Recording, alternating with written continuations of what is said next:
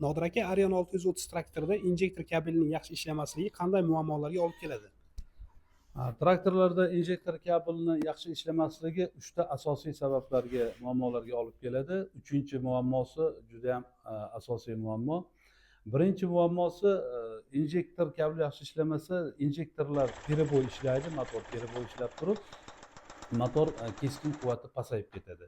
Ikkinchi muammosi, toklar vaqtida yaxshi normal yetib bormaganligi sababli injektor orqa qismidagi katoshkasini tez ishdan chiqaradi.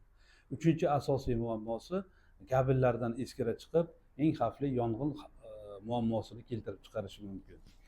Bu muammolarni bartaraf qilish uchun kabelni yangisiga almashtirish lozim deb tavsiya beramiz. Ushbu kabellarning qanday turlari mavjud? Ushbu kabellarni maxsus zavod tomonidan ishlab chiqarilgan turlari mavjud va mahalliy ustalar tomonidan qo'lbola qilib yasalgan turlari mavjud bo'ladi.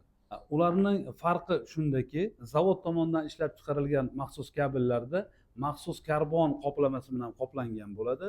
Bu karbon qoplamalari issiqlikka chidamliligini ta'minlaydi va tolalari yuqori kuchlanishlikka chidamli bo'ladi.